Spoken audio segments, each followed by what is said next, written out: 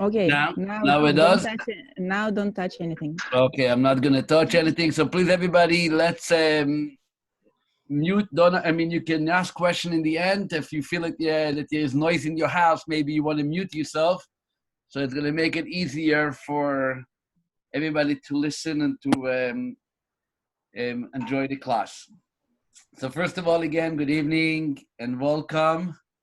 We are discussing tonight, this is the second class in a 6-week series, the coming of Mashiach, the imminent redemption from the viewpoint of halakha, of halachic perspective, insights into the Geula, into Mashiach.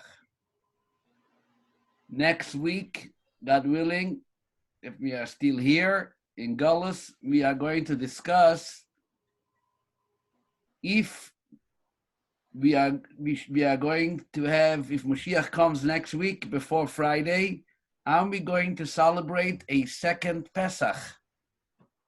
Since the first Pesach Mashiach was not here, Karen didn't come to the community Seder, so we are planning to have another Pesach called the second Pesach.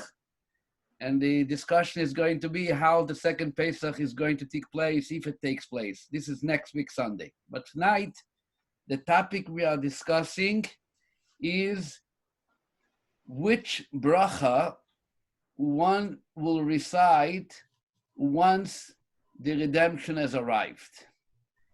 So let me explain you what the discussion is, and then we can go into more details.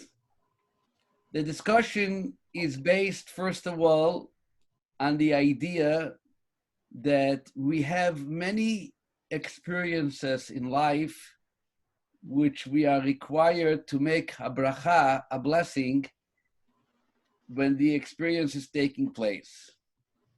For example, we are now coming from a holiday called Pesach, a couple weeks ago. So when the Pesach started, which was with the night of the Seder, we obviously recited Kiddush. Kiddush is the declaration that this tonight is a special night, something we do every Shabbos, and we also do it every Yom Tov, every holiday. Mashiach is coming, it's a special day.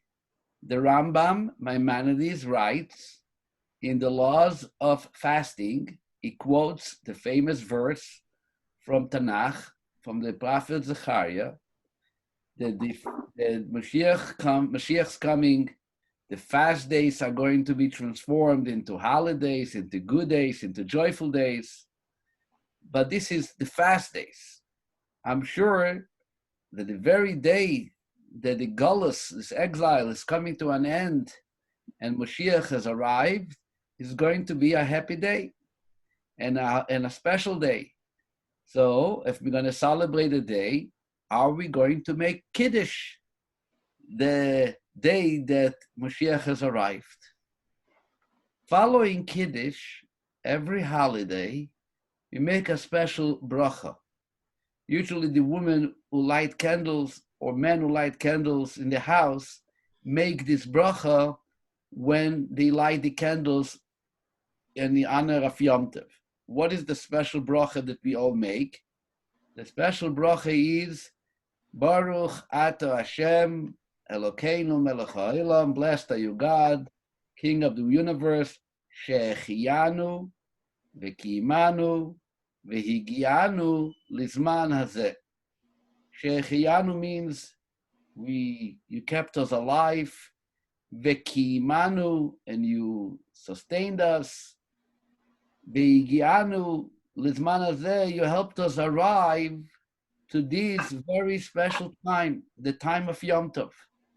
We make a special blessing, praising God for the ability to be here when Yom Tov is happening. That's what we did on the night of Pesach. That's what we do on the night of Shavuot. We do it on Rosh Hashanah. We even do it on Yom Kippur. But Yom Kippur, we usually do it in synagogue. not over a cup of wine like usually, but we do it after Kol Nidrei. The entire congregation together reads and says Baruch Ata Shechianu with a very enthusiastic, unified voice, praising God for the opportunity of Yom Kippur. We say it on Sukkot when we enter the Sukkah. We say it when we light the Hanukkah candles the first night, Shechianu. We say it when we read the Megillah on Purim, Shechianu. We always praise God for special occasions. When the Mashiach comes and that special occasion has arrived, we assume that we are going to say Shechianu, but we are going to discuss how clearly is that we are going to say Shechianu at that time. So this is the discussion. Is there a bracha? In general, we have all types of brachas. Maimonides, the Rambam, breaks the brachot into three major categories. Category number one, he calls birchas hamitzvahs, the bracha that one says before performing a mitzvah. Again, going back to the last holiday, Pesach, before we ate the matzah, everybody made asher kiddushanu b'mitzvaysav, v'tzivanu al achilas matzah. You sanctified us with your commandments, and you commanded us to eat matzah. Same thing, we make this bracha every morning for studying Torah. Asher kiddushanu b'mitzvaysav v'tzivanu al divrei Torah, for the mitzvah of studying Torah. We say it every morning in the beginning of the morning blessings. Before we put on tefillin, al mitzvahs tefillin, before we light Shabbos candle, hadlik ner Shabbos, kodesh. Usually the opening line for all brachas associated with a mitzvah is the same generic text. Asher kiddushanu b'mitzvaysav v'tzivanu. You sanctified us with your commandments, and you commanded us to do A, B, C, D, etc. This is one category of blessings. When Mashiach comes, I can't think about a specific mitzvah which the coming of Mashiach, the arrival of the redemption, is representing. So to assume that there is going to be a special asher kichanu b'mitzvotav v'tzivanu commanded us for something specific, I couldn't figure out, and I looked up, is there something like that? And there is nothing about the redemption itself. There are going to be a number of mitzvot once the temple is in its activated status. So there is going to be a mitzvah to bring an offering. There's going to be a mitzvah for the Kohen to eat teruma. There's going to be other mitzvot which will require their own bracha.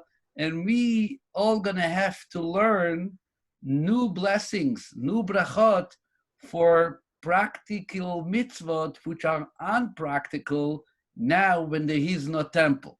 So this is a separate discussion. This is not blessings about the redemption. This is blessings for mitzvot which are today's day unpractical. We can't perform them, we can't observe them, but they will be observed in the coming of Mashiach. Then there is a second group of mitzvot, and they are called birkas hanehenin. This is blessings that one recites before enjoying, before benefiting from God's world. Including in this category is blessings that you make before you eat food, hamoitzi lechem min haaretz, for bread, shehakal niya b'dvaroi. Our favorite one, borei priya gefen, when you have some wine, right? So you make a blessing of enjoyment. This is usually blessings that one is required to so-called acknowledge God, and at the same time take permission for enjoying something which belongs to God's world, and now it's being required and transformed to a person, transmitted to a person's personal usage. This is blessings of enjoyment. Here too, this usually goes for food and drinks.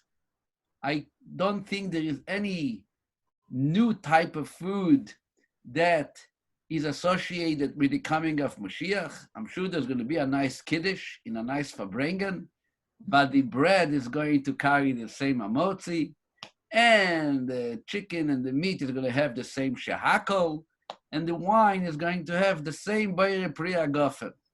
The only thing which I did find is a reference by the famous Italian Kabbalist called Rama Mipano, which he writes in his book, Asara Ma'amarot, that we are all going to have the opportunity to enjoy some of the heavenly food which was given to us in the desert from the manna. We're going to partake somehow of that manna which was placed in the jar that God told Moses to put aside in front of the ark. So we're going to be able to benefit from that manna. Which bracha do you make on manna? So Rama Mipana says, the bracha that they made in the desert when they ate the manna. Which bracha did they make when they ate the manna in the desert? Hamotzi lechem mina shamayim. Instead of saying mina aretz from the ground, instead it said hamotzi lechem. God brought the bread out mina shamayim from heaven because the manna came falling down from heaven. And he says le'atid lavo, in the future we are actually going to also make this bracha once we're going to be having the opportunity to enjoy some of that manna, the heavenly food. But then comes the third category, and this is the category of blessings, which is the main topic of our discussion. Maimonides calls it Birkot HaShevach VeHaHoda'ah, blessings of praise and thanksgiving. There's a lot of blessings in the lists of blessings that we recite throughout the day, which is not for a specific mitzvah, neither for any enjoyment of food or drink. Rather, it is praising and thanking God for all kinds of experiences that we are able to live an experience of His wonderful world created. For example, when you see the great ocean, you make a blessing. Baruch atah Hashem Elokeinu melech haolam oiseh maaseh bereishis, that He created the works of Genesis. Okay, it's a bracha. Similarly, when a person comes in, and like we said before, when it comes a Yom Tov, and you make a bracha on Yom Tov, blessed are you, Hashem, Shehiyanu ve'kimanu ve'iganu lezman hazeh. What are you doing here? You are basically praising God, praising Him, thanking Him for giving you the opportunity to be a part of that life experience, to be a during Pesach, to Rosh Hashanah, or whatever holiday it is. Sometimes the Shehiyanu goes on a new fruit. You have a new fruit, a fruit that you did not eat for an entire year, and you now finally got a hold on the fruit. You make a Beire Priya Eitz, which is the blessing that one recites for eating and enjoying the fruit. But at the same time, you make a special bracha, Shehiyanu ve'kimanu ve'igiyanu lezman hazeh, thanking and praising God for bringing you and keeping you alive to the point that you can enjoy one of His fruits, which I did not have the opportunity to enjoy for the last year. Usually people do it on the second day of Rosh Hashanah. They make special bracha on fruit. Similarly, it's being done Tu Shabbat. For the trees, they get looking for a fruit or something which, especially if the land of Israel is praised with those fruits and they didn't have a chance to eat it before, they will get all that fruit, purchase a fruit like this, make a Beire Priya Eitz on the fruit, and then a Shehiyanu for praising God for the opportunity to live up to the day that I can, in my physical life, enjoy that fruit that He had created. This is called Shehiyanu.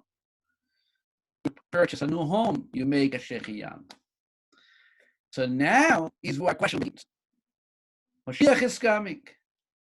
We waited for it for 2,000 years in all our prayers, in all our wishes, in the heights of our joy. We always had in mind the duration of the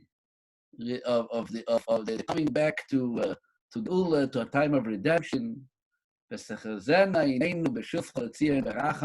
May we all come back and see the coming back of God to Zion with mercy. Thousands and millions waiting for it. And finally, the time has come.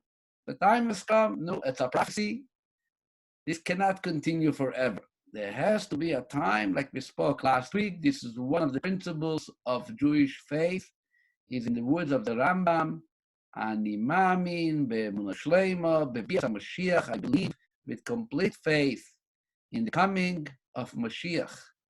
And even though that it's delayed and it takes its time, I still wait for him every day, all day. We are anticipating and believing very clearly that this is something which has to happen, and it will happen. This is going to happen. I think that whatever is happening now in the world is just a little birdie from China. It has nothing to do with the development of coming up to a future redemption. Is I wish him luck. We all know that every historical event in every part of our life, in every segment in our history, is all leading to something which is supposed to make sense of everything that we had experienced. This is the coming of Mashiach. This is prophecy. This is a part of our Torah. This is a part of our Nevi'im. This is a part of our... So now we have to be ready. Mashiach is coming, and suddenly you wake up and you hear Mashiach has arrived. You make a bracha, you make a shehiyanu. Let's say you have the opportunity to meet that individual who was chosen by God to be Melech Mashiach, the King Messiah. So you meet him. You say, Shalom Aleichem, welcome, finally, we got to have a talk. You know, what took you so long? But is diras bracha. They say by seeing it. This is a question which is actually being discussed, not in much detail, by some halachic authorities. One book is a book called Mincha Shleima, which was written by a great posek, a great halachic authority in the city of Jerusalem, lived with us, passed away about 20 years ago, with the name of Reb Shlomo Zalman Auerbach. Rabbi Auerbach is very well known in the area of Jewish law, especially medical ethics. He was like a very acceptable authority for all the halachic medical ethics around the Shari Tzedek and Hadassah Hospital. They all accepted the authorities and the rulings of Rabbi Auerbach. He was the first one who really introduced halacha into the world of technology. He wrote about electricity on Shabbos and Yom Tov. He printed a book in the 1930s. This is before, it became so acceptable and clear. He was a giant in this area, Rabbi Auerbach. So in his book of Responsa, which I have with me here, it's a book called Mincha Shleima. So here he has a lot of all kinds of interesting discussions, usually very lengthy discussions in all kinds of great topics. The last discussion of his book, the last one of this volume, is a small response to a rabbi with the name of Shmuel Huminer, written in 1974. And if you can see it, the headline is Arachot Shenevarech B'Kabbalat Pnei Mashiach Tzidkenu. The blessings that we are going to recite once we are welcoming Mashiach. So apparently, this guy is discussing with the person who asked him the question, and he suggests that it is going to be 4 different blessings.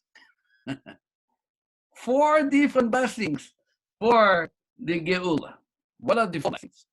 So he's in the opinion that first of all, you have to make a Shechianu.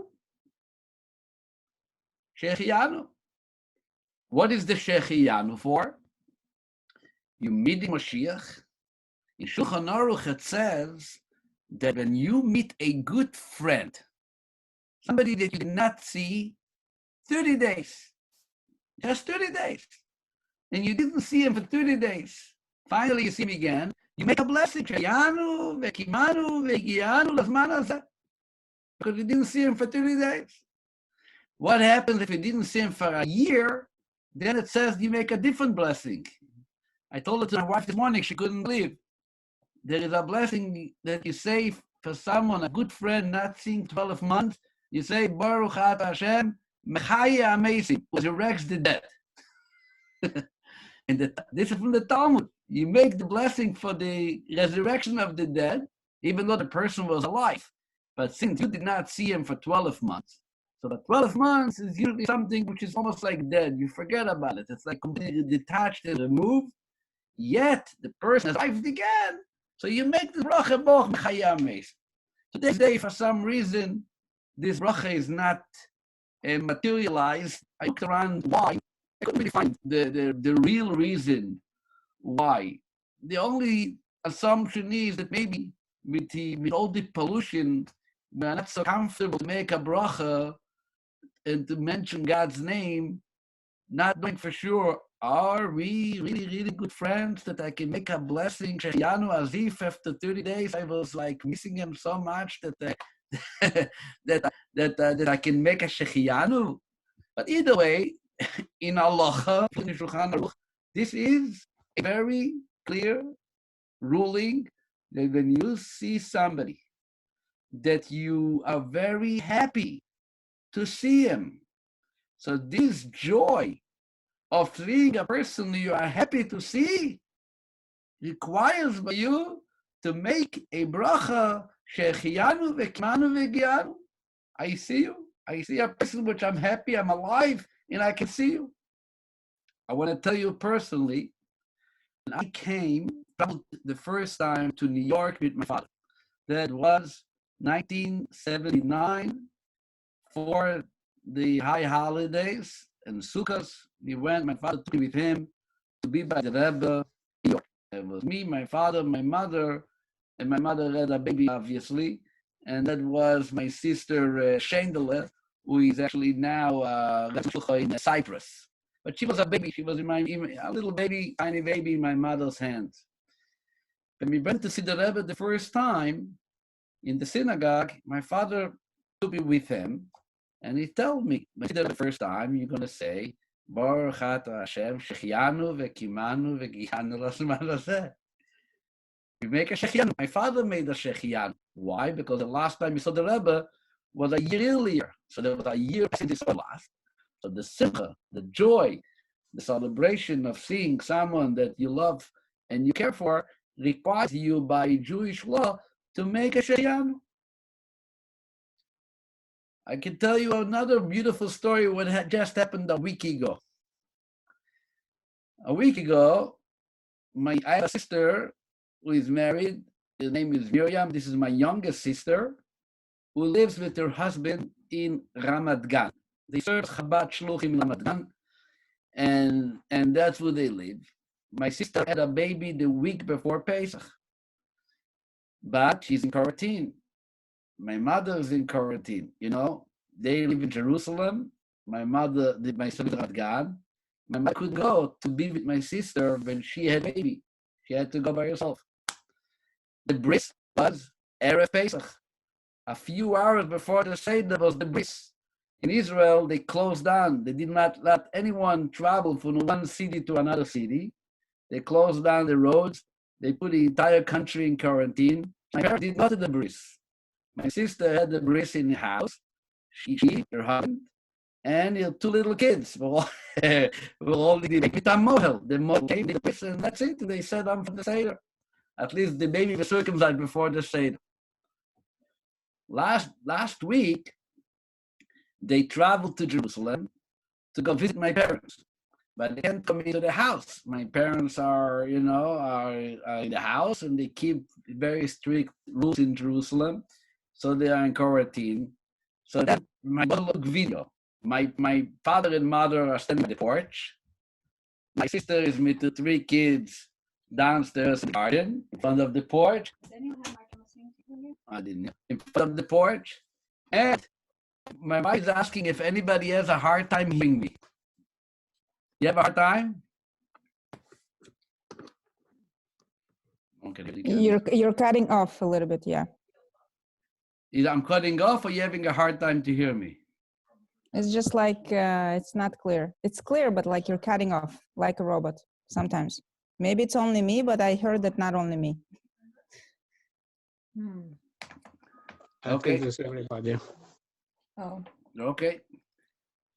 So anyway, let's continue. do you wanna, I can't hear you so clearly. You can't hear me, so what should I It's do? cutting off. I don't know, 1 second. Let's see. Maybe someone's streaming something in the house. We No? can hear, it's just a bit crackly. Some words are crackled. Izana, would that be a connection issue or? I think so, yeah. Okay. Are you on Facebook? I have no idea. Oh,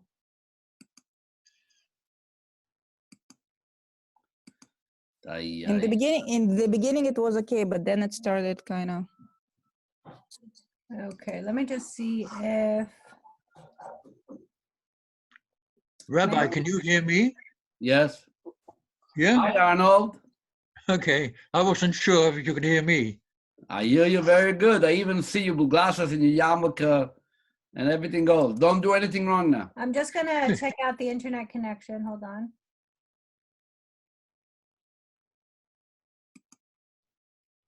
But it's okay now. It's okay now. Yeah, the Now it's internet okay. is, the internet is fine. Okay, so It's okay. Wait, hold on. What did we go to? Where we go? let's continue. Yeah. Okay, it is what it is. Okay. So then, so she arrived. I'm holding in the middle of a story. The story of the baby Mhm. with my nephew who was just circumcised before Pesach. And my parents didn't have a chance to see them until last week. So they came and they arranged this visit, which is a Mhm. visit from distance. They are standing on the porch. You look down. They shove the baby. Like in the old days, I remember my mother used to have a baby every year. We used to go to the Beit Cholim hospital, but we never saw the baby. We had to go in front of a door. The door had a little window, and deer came from behind the door came a nurse holding a baby, showing it off. And this is our mother said, "Well, looks like him, looks like here," and everybody was happy. And you moved on. We didn't actually hold him by head. That's what. So either way, I look at the video, and my parents are like excited, and they speaking to my sister. The first my father does, he says, "Let me see the face." And my sister uncovers the little blankie to show the face of the baby. What do you do? Hold on. Yeah. To show the face of the baby. And the first thing it says, Baruch Ata Hashem, Shechianu, Imanu, Egianu, Bizman Hazeh. He makes a bracha Shechianu. Why? It's the joy and the simcha of seeing a new baby. So in other words, in halacha, we have this idea that when you have joy, when you have simcha, it's something new that you didn't have before. So you make a blessing Shechianu for this simcha, for joy. The same is when you're going to meet Mashiach, the great person that we were waiting for, the one of the Ram says is responsible to build a temple and to gather all those Jews together and to create and to bring about the restoration of laws the way they were originally. That's when you make a Shechianu. That's number one. Blessing number one. What is blessing two? Blessing number two is a very interesting bracha. Some people are not even familiar that this bracha exists. But this is a bracha which is being discussed in the Talmud and qualified by the Rambam and the Tur B'Yosef, and the blessing goes as follows. Says the Gemara. This is a Gemara in Brachas. If one sees. So, sorry, it's still not so clear. So Okay, no, what should I do? What do you want me to do? should we, let me just ask, Izana? 'Cause they're not gonna tell me what it's gonna do this. Yeah, some idea. Maybe if everyone turns off the video, except for the rabbi, maybe it will make it better. Turn on the video. Turns off the video? Yeah, but except for you, because many people are sharing video. Let's see, maybe it will make connection better. So everybody should turn off their video? Yes, except for the rabbi. Let's try, but it's bearable, but still. Okay. Because it's showing that it's high connection here in that Yeah, room. okay. Almost everybody turned off the video. Let's keep going. Okay. Let's leave it as it is. Okay.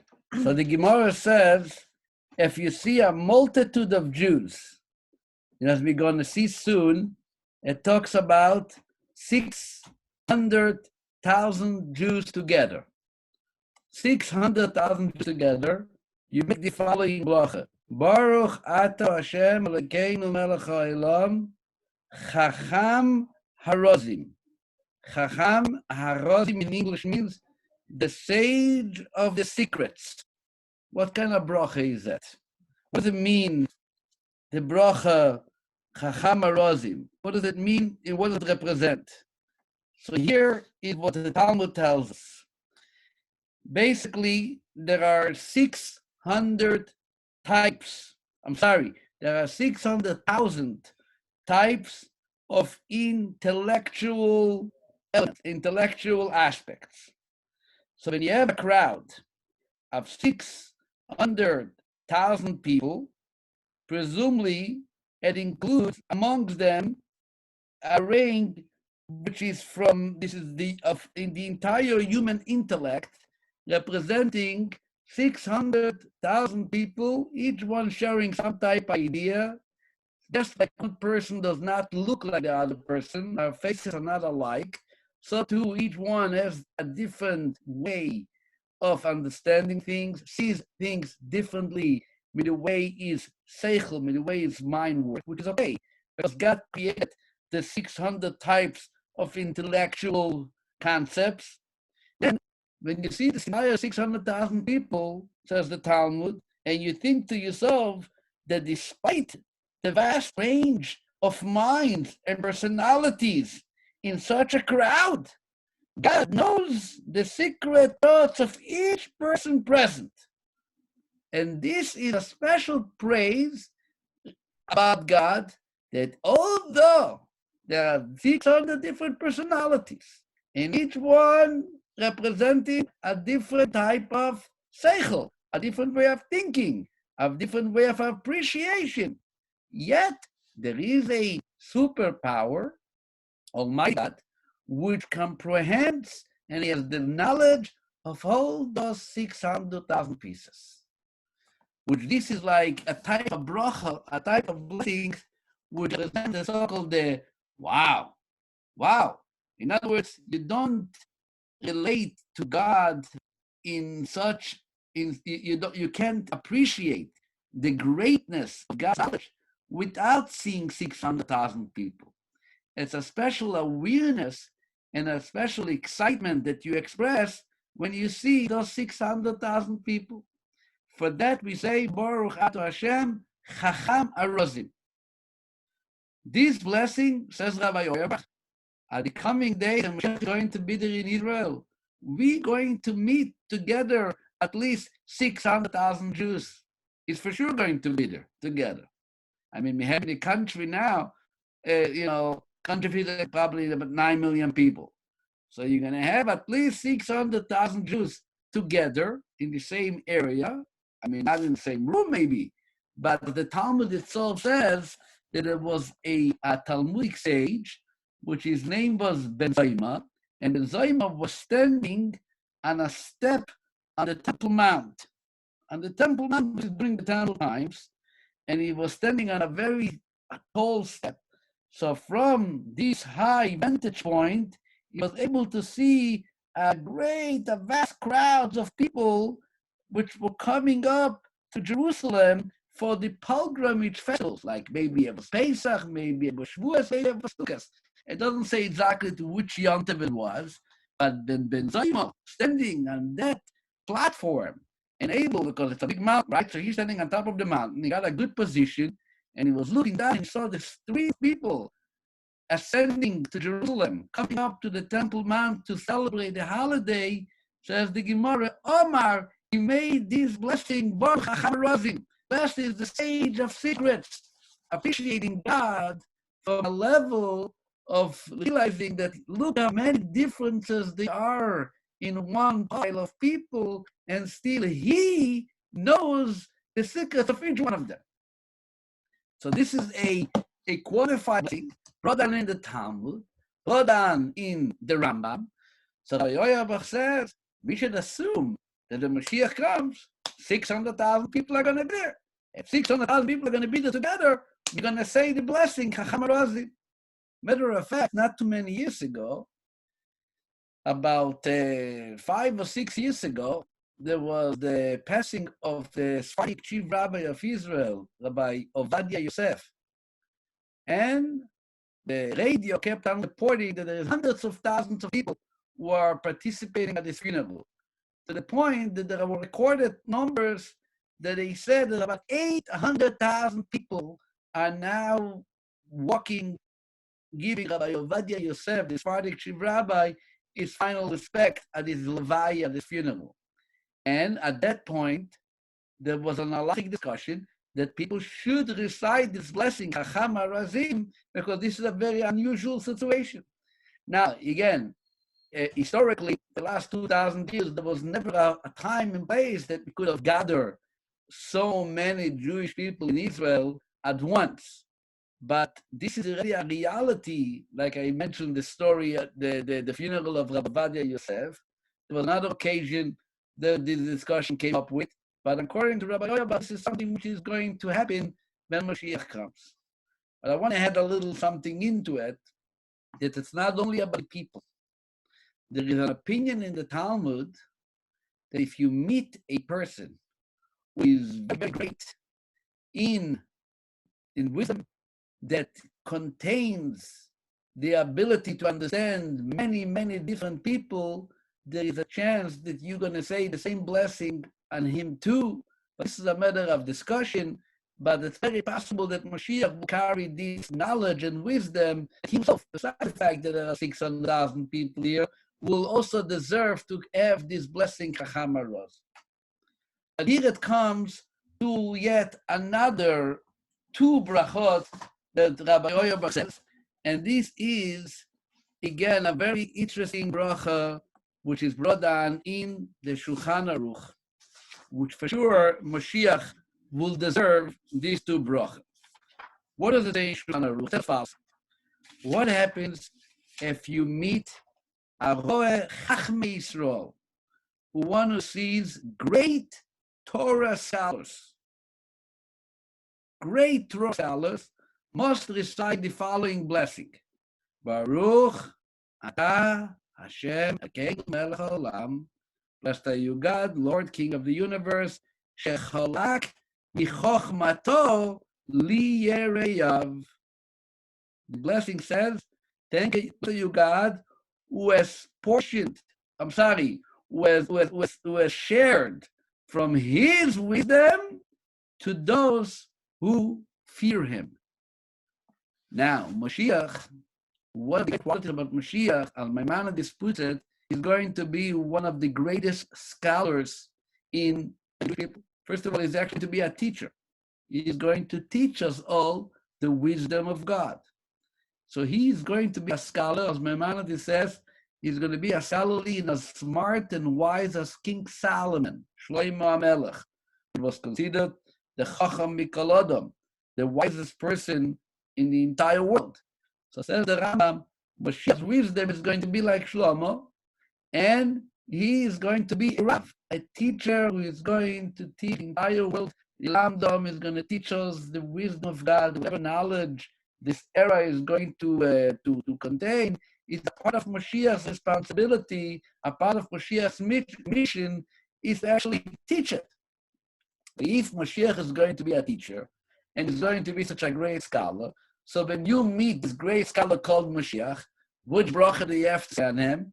This bracha that we just mentioned, which is brought down in the Talmud, in Tractate Brachot, and the same bracha, it's brought down in the Talmud, Tractate Brachot, and the same bracha is actually qualified in Shulchan Aruch. I said for you that when you see great Torah scholars, you make the blessing, Hashem Elokeinu melech haolam, shecholak michochmasai liyereich hadas sefirim.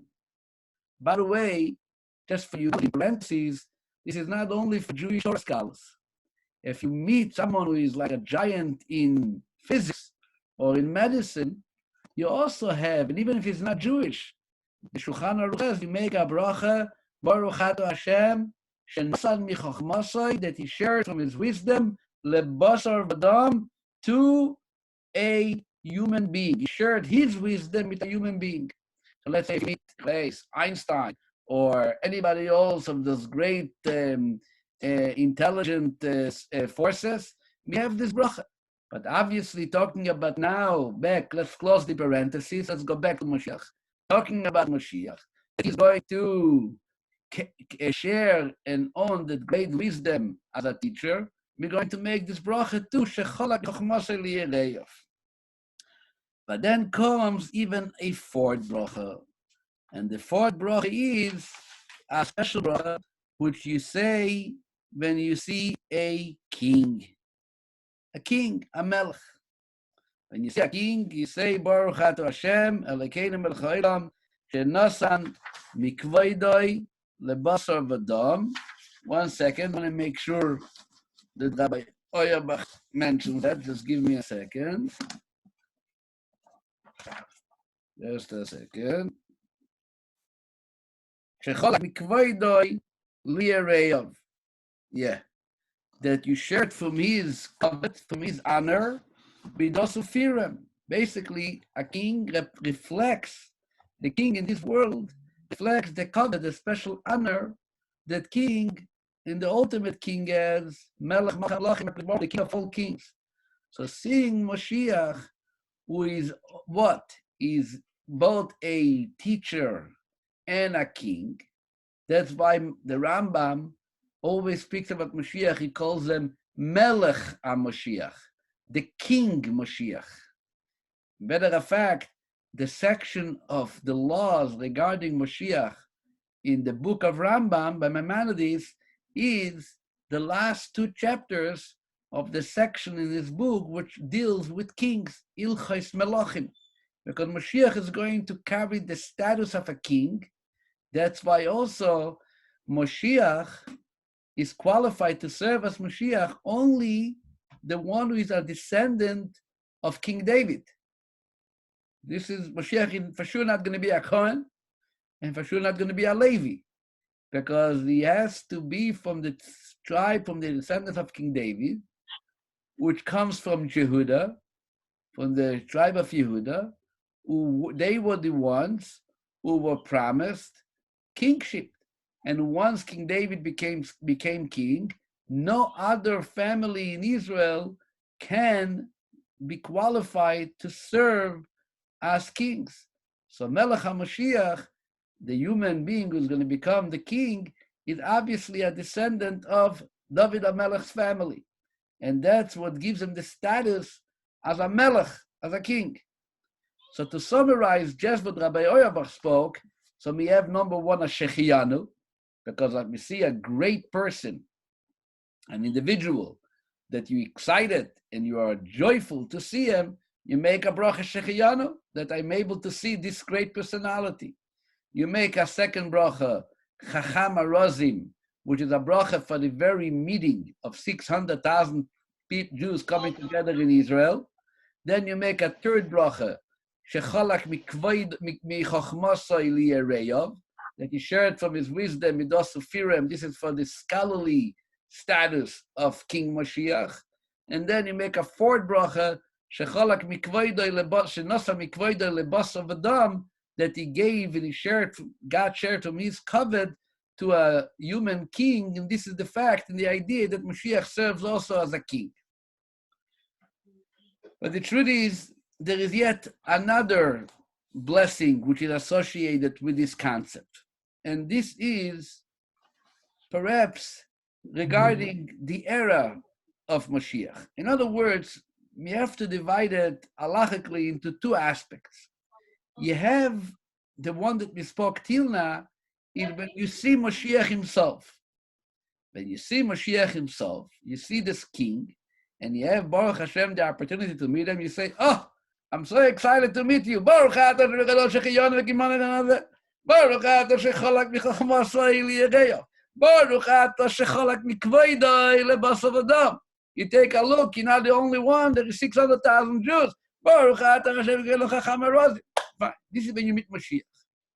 Now what happens before you meet Mashiach? Maybe it will take some time. Maybe we're going to get the great news that the world is suddenly a perfect world. What is Mashiach? Mashiach is an era which, yes, it's going to be introduced by this King Mashiach, but it's an era which is supposed to represent a world in its most perfect condition. Corona? For sure not Corona. No one's going to know what Corona is. Corona is going to be the crown of the King Mashiach. That's going to be the new Corona. We're going to call it Corona because I guess in Spanish you call a crown Corona. So that's going to become the Corona that we are going to refer to. But there's not going to, but as the Rambam says, and we always speak about this Rambam, from the prophecies, that Mashiach means no war, no envy, no jealousy, no competition, only goodness, no fighting, no argument, no disputing. Everything is going to be in its fullest, imaginable greatness. Everything. Whatever you anticipate good, it's supposed to be a world of goodness. Okay? Suddenly the hospitals are today I met actually a friend of us, one of our community members. I met him I was walking. I met Adam Rindy, Dr. Rindy. We were speaking in the, I saw him while I was walking on 148th Avenue, and he tells me, we spoke back and forth, what's going on. There are actually doctors who are being laid off. There are doctors who are being laid off, unfortunately. Why are they being laid off? Because people are not coming to the hospital for regular treatment. And if they're not coming from the hospital for regular treatment, so then the doctors, don't have jobs, and doctors are being laid off. So, on one hand, God should bless them all. They should find good jobs and to be able to continue. But then if you take it into a twist and you want to talk about something positive, you say, oh, Baruch Hashem, the doctors don't have any more what to do. People are, it's like Mashiach's times. There's no surgeries, there is no difficulties. Everybody is healthy. We wish that should be the case. But I'm only saying that when you think, when your mind is conscious about Mashiach, when you hear something like that, you right away try to twist it into something positive, into something good. But the idea is that Mashiach is obviously an era which is full of goodness. So now imagine you're sitting in Bellevue, Washington, and you what's it called? And you talk about this and that and the other, and the next thing you know, that Mashiach has arrived. Mashiach has arrived. Mashiach has arrived. Wow, the Geula, things are good. People are feeling good. Whatever way it's going to translate it, I'm not sure. Even the Rambam says, I'm not sure exactly how it's going to happen. Now, in Shechiyan, the Baruch Hashem, the redemption has arrived. So here you have to know there's another blessing. A very important piece of information which is actually mentioned in Halacha. There is two types of blessings for thanking God for something good happens to us. And the Shulchan Aruch says is as follows. a person is obligated to recite a blessing, a blessing over any happiness of the heart, of every happiness of the heart he experiences as a result of the goodness of this world. If no one else shares this positive experience with him, he must recite the blessing Shechianu. If he shares the positive experiences with someone else, he should recite another blessing. Baruch atah Hashem, Hatov ve'amitiv. Praise the you God who is good and grants goodness. So basically, I buy myself a new garment. Shechianu, it's my personal enjoyment. I get myself a house. Shechianu, it's my personal enjoyment. We have a baby. Says the Shulchan Aruch, you have a baby. This is not only you. Your wife is happy too. Now you have partners in this joy. You make hatov ve'amitiv. I'm reading you from inside. If a man's wife gave birth to a son, he must recite the blessing hatov ve'amitiv, praising God who is good because the benefit he received, and who does good because of the benefit received by his wife. For she's also happy over the birth of a son. So you have two people who are sharing the happiness.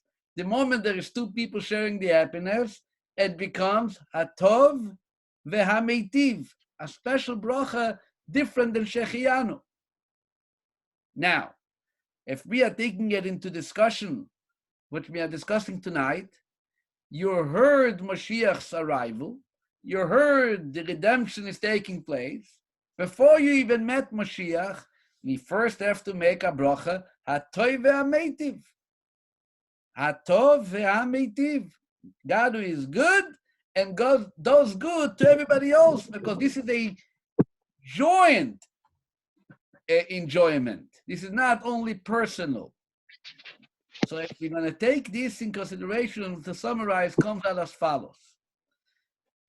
At the moment we hear that the redemption has arrived, you can say hatov ve'hameitiv, because this is the goodness and the goodness which is being shared by you and by others, and everybody is a part of it, and therefore we are praising God for this great opportunity.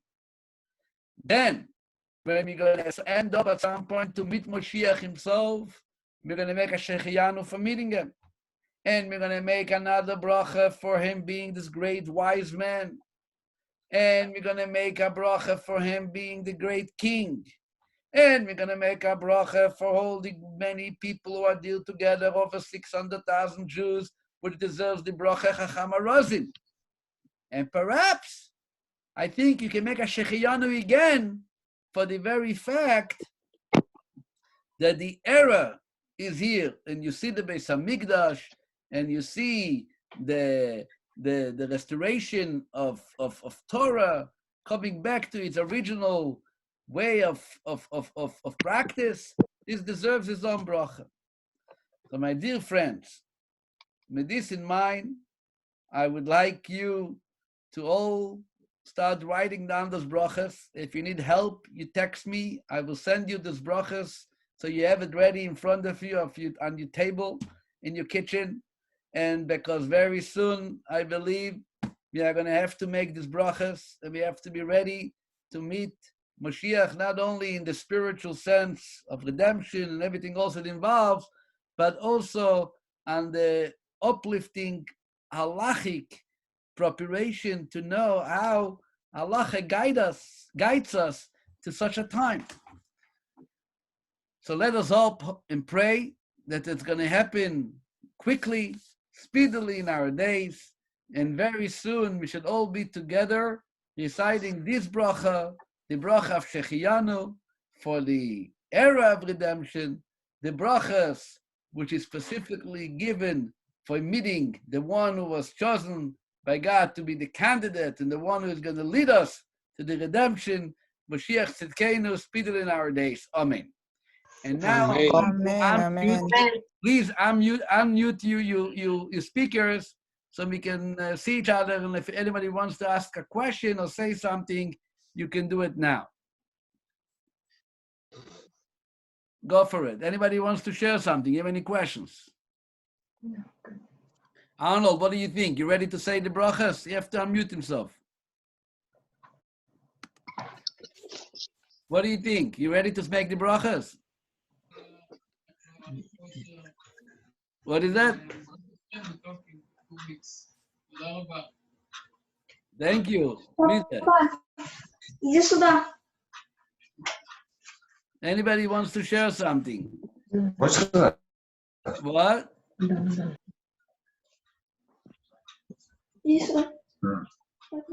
Hello. Elias, you want to say something good? Elias is going to give us the priestly blessing. Look. Let me get the seal. Take a siddur, give us the 1 priestly second. blessing. We talk about blessing. We have a kohen over here.